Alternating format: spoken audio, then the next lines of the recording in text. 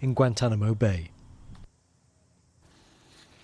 Well, let's talk now to Alka Pradhan, a US human rights attorney who's representing one of the 5 men accused of plotting the 9/11 attacks, one of whom is in Guantanamo. And Alka, I believe you are at Guantanamo Bay yourself right now. You've been speaking to your client, I assume, today? Yes, that's correct. I'm at Guantanamo. Actually, the legal complex is right behind me, and I will be meeting with my client later today. What are you going to talk about? Obviously, client privilege, but I mean, ultimately, it's been so many years now. What's the kind of frame of mind of the men who are in there at the moment after so many years without trial? They've all, my client, Amar al-Baluchi, has been in U.S. custody for 18 years, 3.5 years in CIA custody at the black sites being tortured, and then 15 years, actually, as of September 6, 2006, here at Guantanamo Bay. And what I usually talk to him about is, in addition to the court case, actually more than the court case, is medical care. He's only 44 years old, and he is deteriorating from the torture that was inflicted on him. And from day to day is really suffering with lack of medical care here. So that's what I talk to him about most of the time. Why has it taken so long for Guantanamo to close?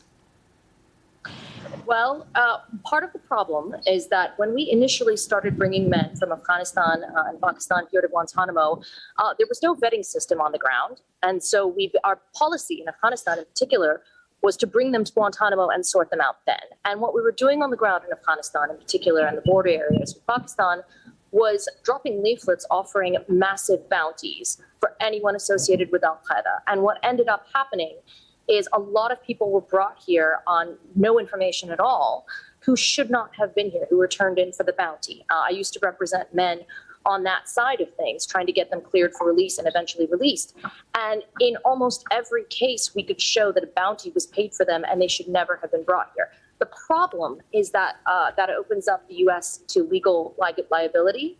And so they have to actually label these men as no longer enemy combatants, the implication being that they were at some point combatants, which makes it very, very difficult to resettle them. So what is happening now? I mean, has there been some movement in terms of the trial? I believe there has been a pre-trial, hasn't there, in the last few days for some of the men?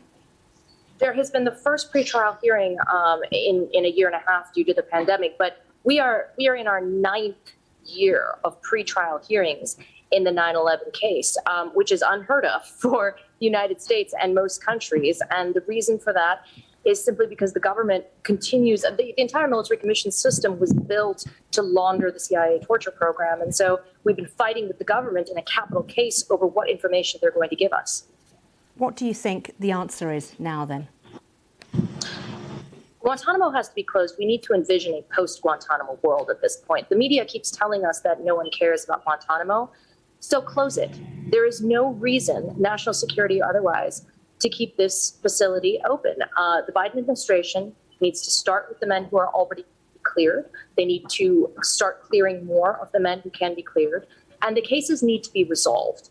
There is no way to have a fair trial anymore for the events of 9/11, as difficult a concept as that is at this point. OK, Alka Pradhan, it's been good to talk to you. Thank you so much. Thank you for having me.